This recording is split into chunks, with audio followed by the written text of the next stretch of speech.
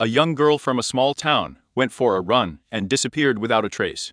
The police, the FBI, and hundreds of local residents were looking for her. They all hoped that the girl would be found alive, because if she was the victim of an attack, then the criminal may be among them.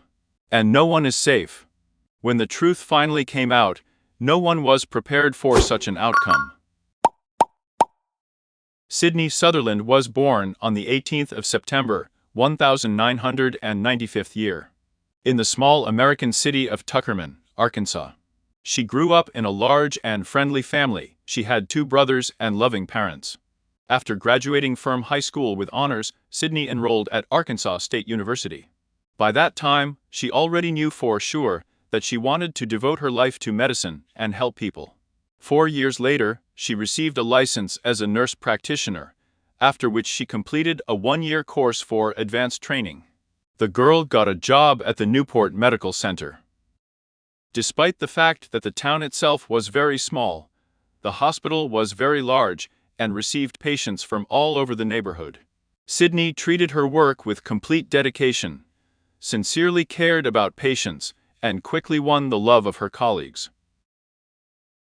By that time, she lived with her boyfriend Alex, with whom they had been together for 4 years, and constantly visited her parents. Because their town was only a 15-minute drive away. It was the summer of 2020 year. Sydney was 24 at the time, and she was getting ready to celebrate her upcoming birthday. In August, the girl had a vacation, and she and her parents flew to Miami to see her brothers. On the afternoon of the 19th of August, she went to visit her mother. Sydney was in a great mood and said before leaving that she was going to go home right away. The girl also added that she plans to bake something this evening, and before that she goes for a run. At about 5 o'clock in the evening, Sydney's boyfriend called his mother. He said he came home, but the girl wasn't there. By that time, she should have already returned from her run, but Sydney seemed to have disappeared. She didn't answer calls and texts, all her belongings were at home, and the car was parked at the garage. Her mother was seriously worried, so she immediately came to their house. Together with Alex, they decided to go on a search, simultaneously calling Sydney's friends and relatives. They drove along the route that the girl used to run, but they could not find her.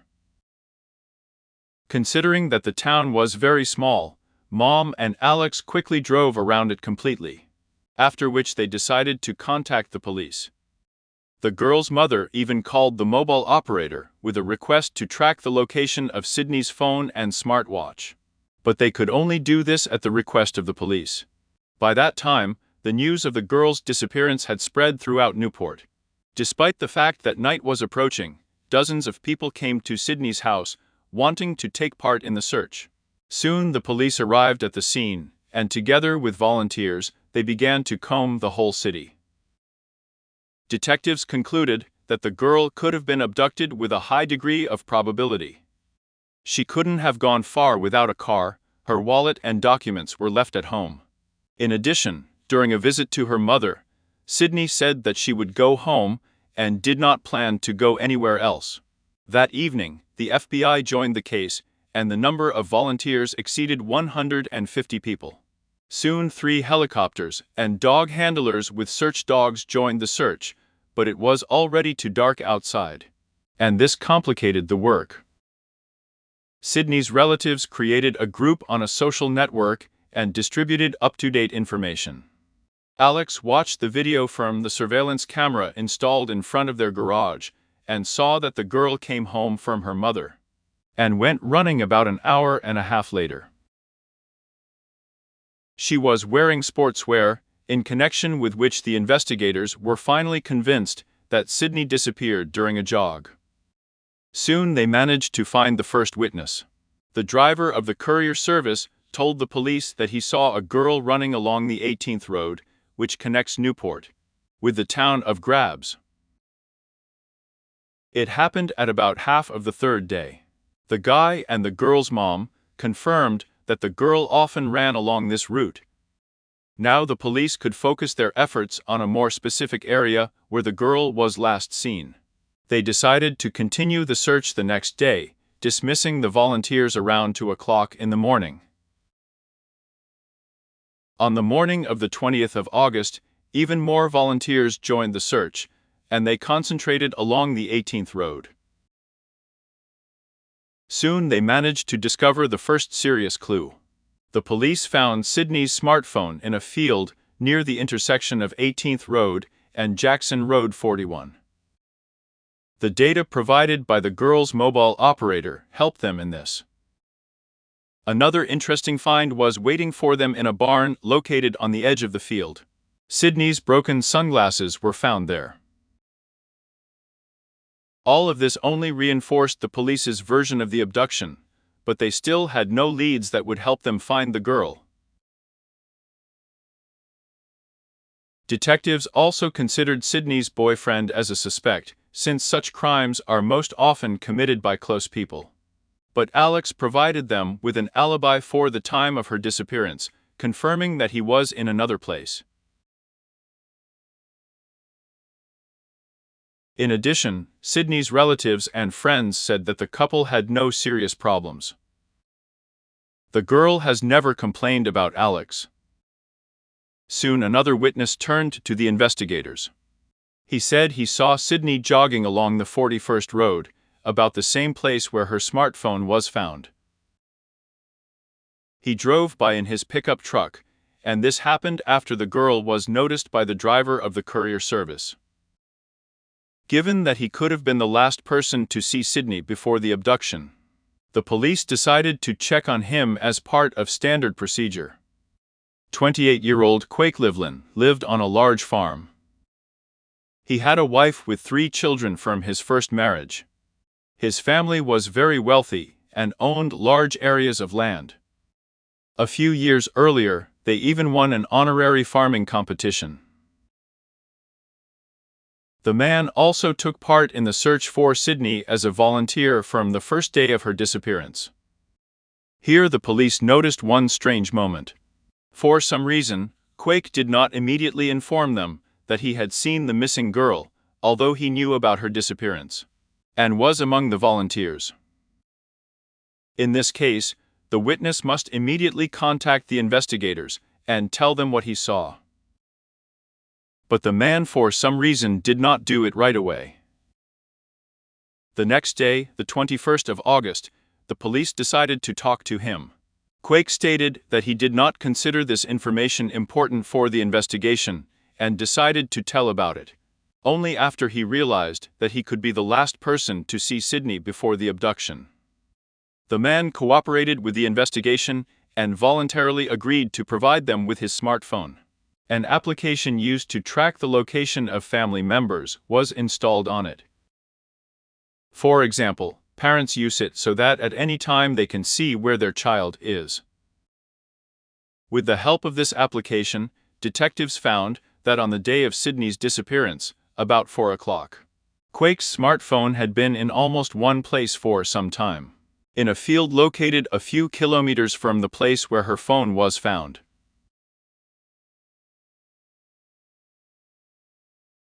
The police went there and found that just a few meters from this place, there was a small piece of earth dug up.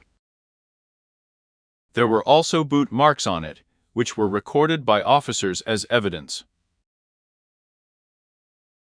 After excavating this pit, they found a woman's body there. Medical experts have confirmed that the deceased is Sydney Sverland. The cause of death was multiple injuries on the body of unknown origin.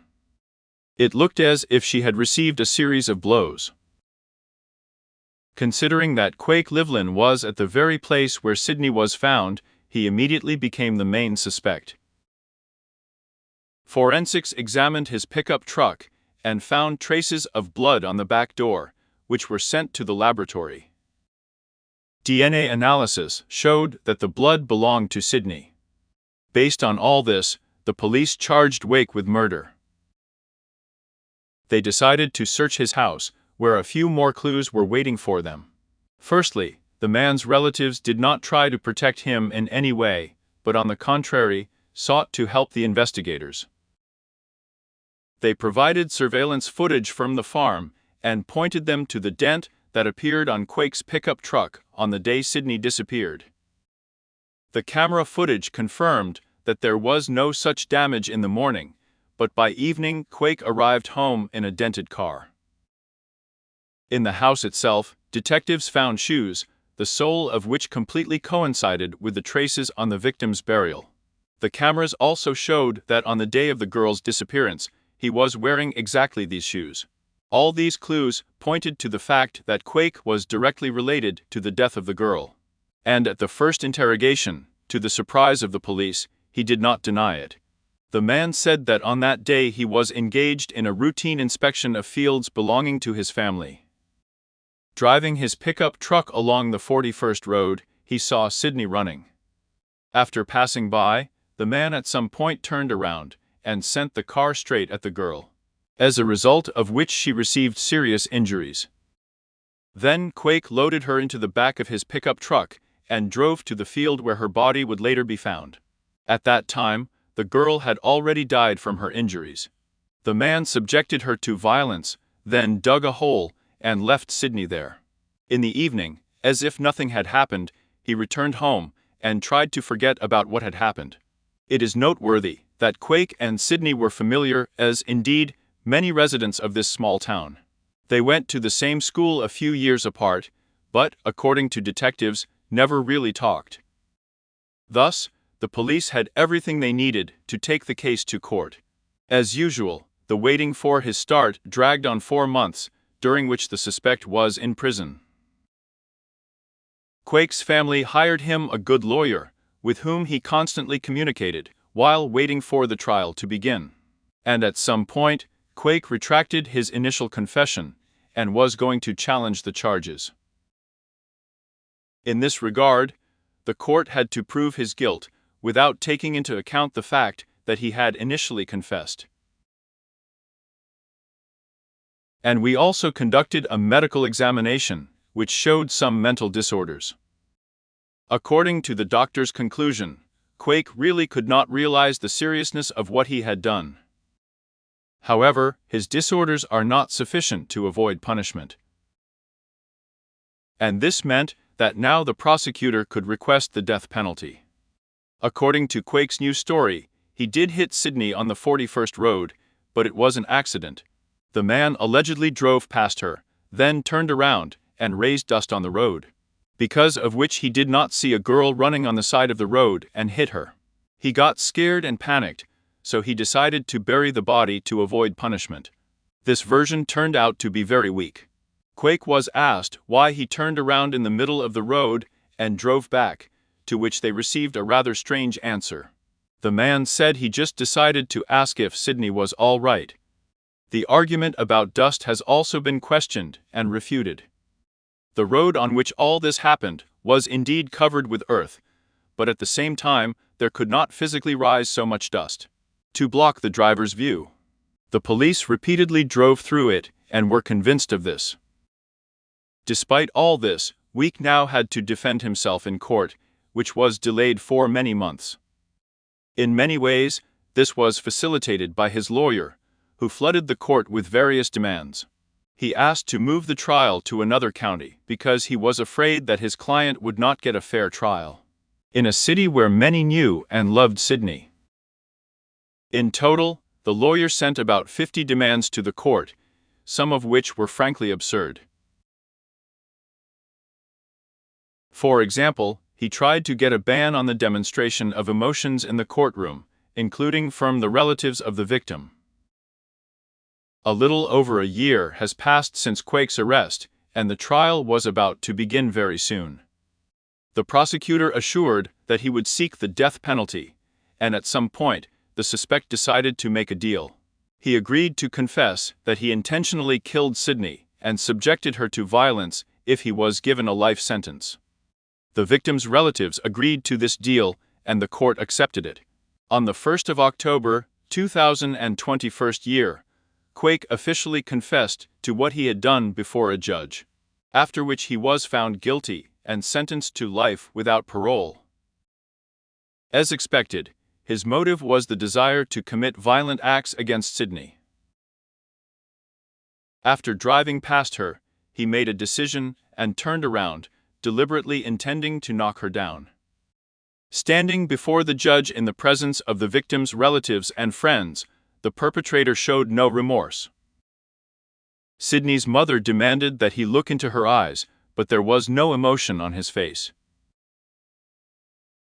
The girl's parents said that a life sentence for the killer completely suits them. They didn't want the process to drag on 4 years, during which they would have to listen to ridiculous versions of the justification. Now, on the anniversary of Sydney's death, friends and relatives gather on the very road where she was hit and arrange a memorial procession. A memorial was also erected on it, which recalls this tragic and inhumane crime. As for Queek's relatives, it was a huge blow for them. They have always had a reputation as a decent and friendly family that earned a living by hard farming. They could not believe that their son was capable of murder, but they recognized that he should be responsible for what he had done, and did not try to help protect him. Share your opinion about this story in the comments, and don't forget to like the video.